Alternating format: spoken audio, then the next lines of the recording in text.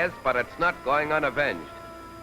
By night and by day, by air, sea, and land, with task forces of gigantic size and power, we dealt body blows to the murderous Japs.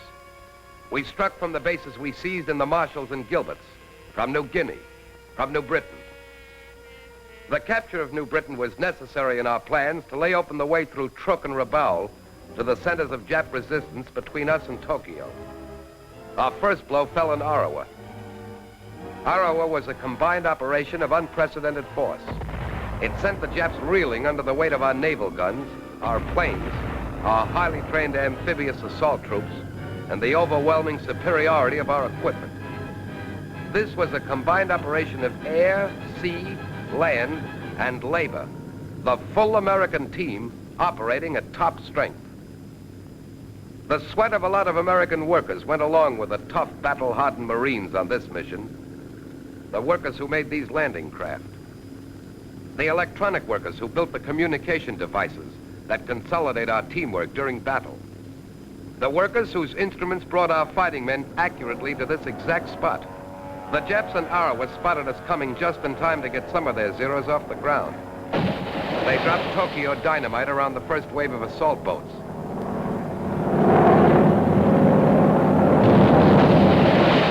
We plowed through and hit the beach, ready for anything. But those Japs who were still alive had taken to the hills. Suddenly, the Zeros paid us a return visit. It was their last chance to rout us before we dug in for keeps.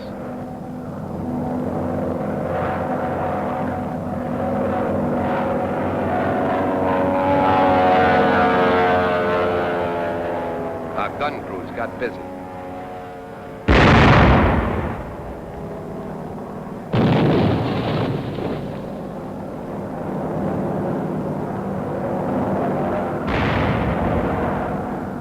We drove them off, but not without loss.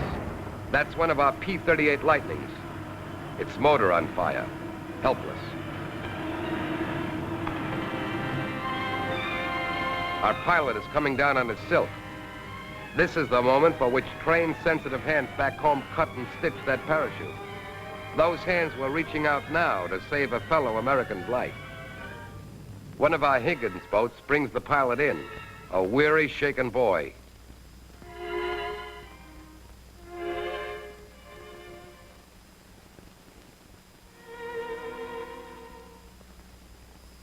He'll fight again.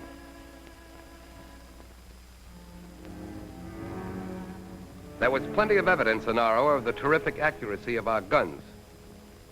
The Japs were using this wrecked hut to snipe at us. The beachhead at Arawa established, our next step in the seizure of New Britain was to drive the Japs from Cape Gloucester. In the 3 weeks preceding this invasion, our forts and lids softened the Japs' position in and about Gloucester with 3,500 tons of bombs.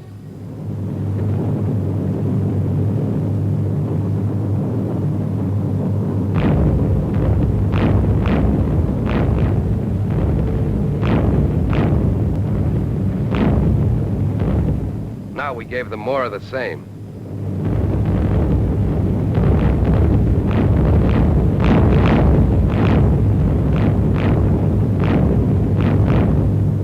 A lot of the boys getting ready to hit the beach here at Gloucester were veterans of our first big push against the Japs at Guadalcanal. They soon discovered they were face-to-face with Jap veterans of Bataan, face-to-face with fanatic murderers. This is the beginning of revenge, but only the beginning.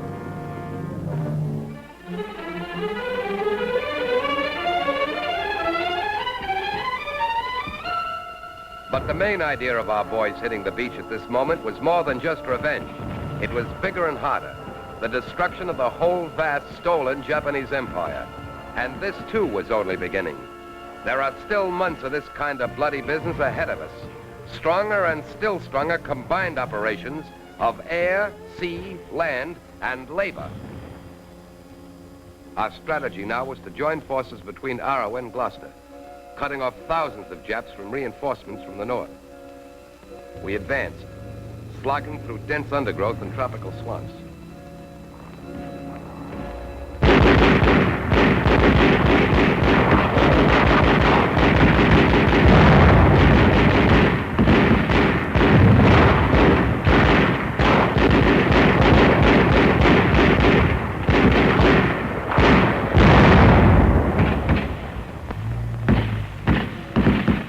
accommodations aren't up to scratch in the jungle. The trains don't run. The buses don't run. There aren't any wayside stands. There are only trails lined with snipers. Our trucks and tractors punched along with us. We broke the backs of the sons of the rising sun in western New Britain.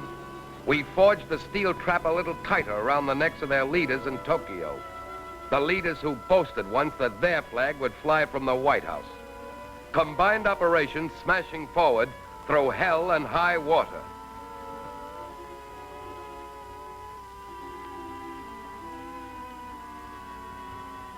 Now we were ready to bring in the heavy stuff. LCTs and LSTs loaded from top to bottom with tanks, trucks, big guns, ammunition, food, medical supplies, a fantastic variety of materiel made thousands of miles from Arawa by the silent partners in this combined operation. How many men, how much materiel, how much preparation does it take to eliminate a single Jap? What will it take to destroy an army, a navy, an air force of Japs? What must we do to outproduce the 400 million slaves of the Japanese war machine over which this flag flies?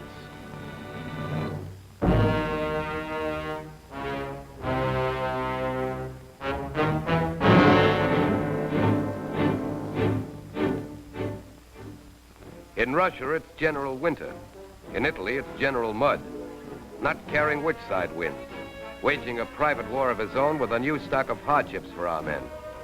Brutal on our vehicles and equipment. Eating away our precious rubber, as if we had rubber enough to sink into these seas of mud. Ever since we started fighting up the spine of Italy, our men and equipment have had a struggle with this second enemy. The Nazis can be blasted out, but mud sticks. This is the fate of thousands of the vehicles that came off our lines perfectly machined. These are the unavoidable losses of war. Some will be saved, hauled out, salvaged by other equipment. The rest must be replaced at once. Vehicles from Detroit, Flint, Pontiac. Rubber from Akron, Detroit, Los Angeles, Louisville. Steel from Gary, Pittsburgh, and Scranton. Back home, if this happened, we'd figure on waiting until it all dried up. Here, we didn't have time to wait. This could bottleneck a battle, lengthen the war by months. We threw all the manpower we could spare into defeating mud. We waded in and fought it by hand. We shoved and pushed with the humblest and greatest hunk of mechanical muscle that American labor is producing, the mighty bulldozer.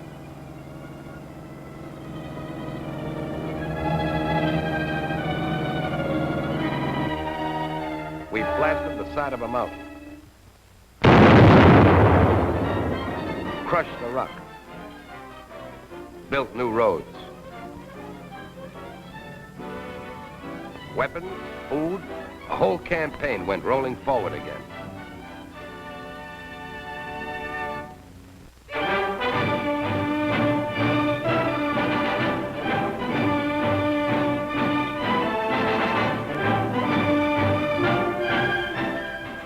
Air-minded Americans of both sexes used to go skylarking in this pint-sized plane.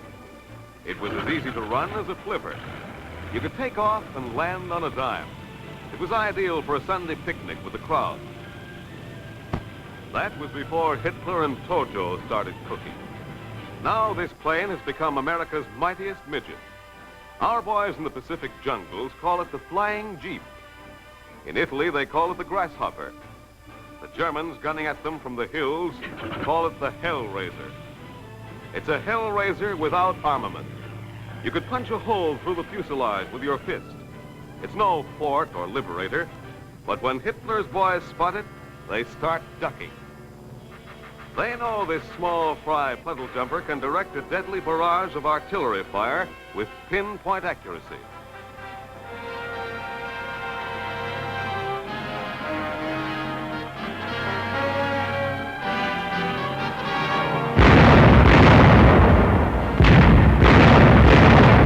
Hovering without protection over enemy gun positions. Flashing the range down to our artillery teams miles away.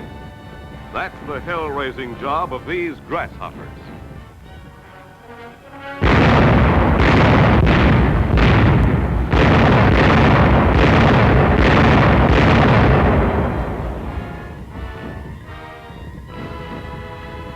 Perilous for the Grasshopper pilots?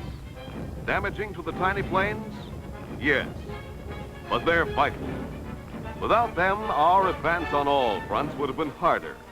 More lives would have been lost. They're the controlling mights that give a precision to our war weapons equal to the precision with which our workers forge them at home. They're the grasshoppers that make the American eagle scream.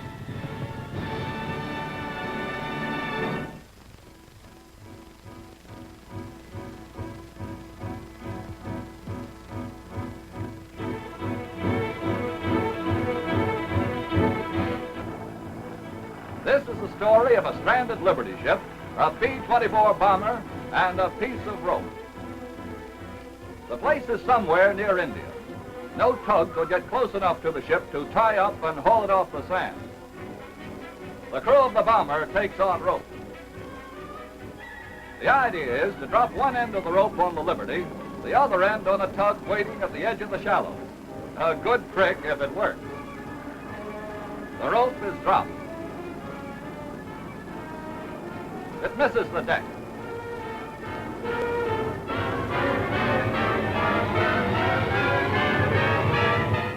The second try.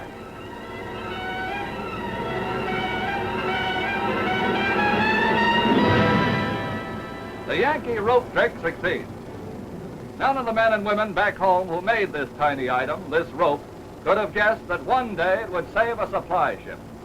Keep 10,000 tons of crucial equipment rolling.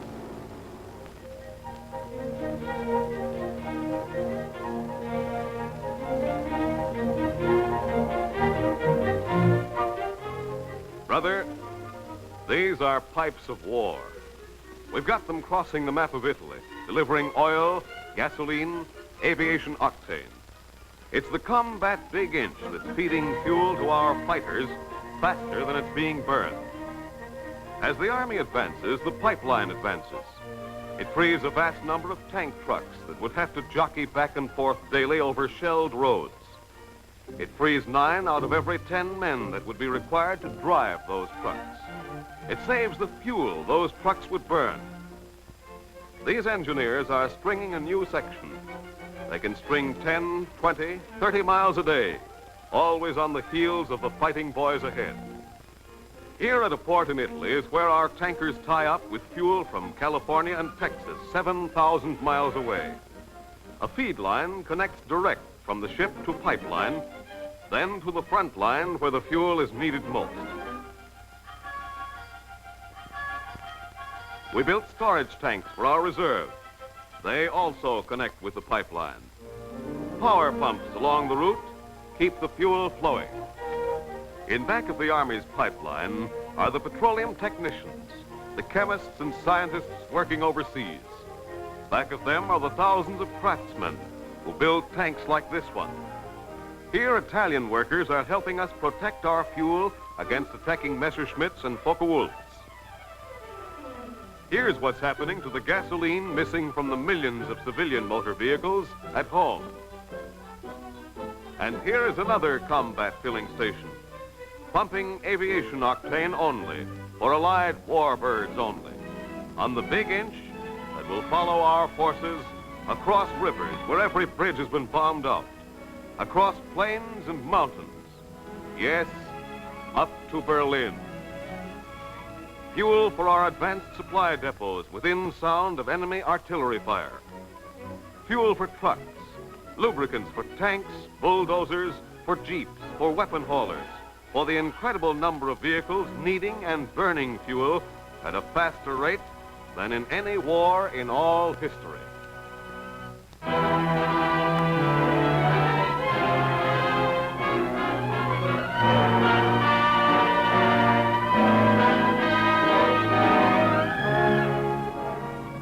Fortress Queens winging back to a base in Britain, some never getting back. And of those that are not lost, of those that do get back, 1 out of every 2 will be battle-wrecked. But almost all will manage to limp back somehow with their precious crews. Yes, and fly again. A miracle? Sure. A built-in miracle that gives this fortress the stamina to come home on one propeller A miracle built in Seattle, Long Beach, Burbank, Tulsa, Denver, and Cheyenne by the hands and hearts of our aircraft workers. Rugged American miracles, like a gal named Stella.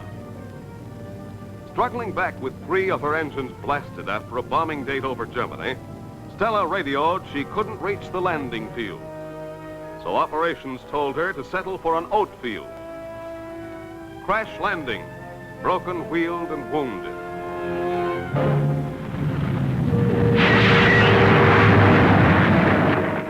But Stella hit the field still looking like a fortress. Battered up queen, down but not out of the fight yet. An Air Service command unit rushed to her rescue.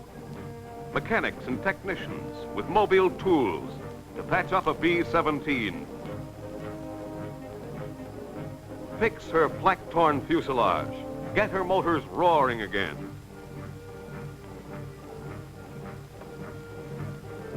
Repairmen and a portable airplane plant to try to lift Stella back into the sky.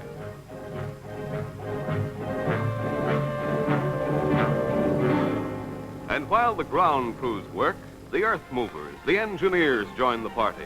Start leveling out an emergency runway for Stella's new wheels.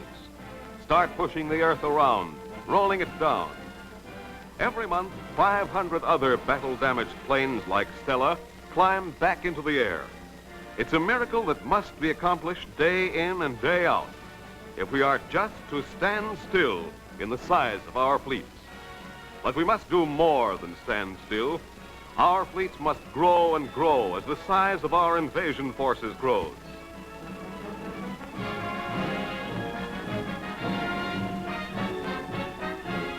The takeoff strip's ready.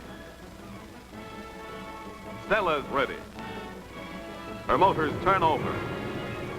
Thunder out their war chant. She taxis into position. Say a prayer. She's got to get off that improvised airstrip and clear the high trees at the edge of the field. Stella's going out on her own power, on her built-in power, supercharged in America by the strength and spirit of American aircraft workers. Stella's off the ground. Miracle accomplished.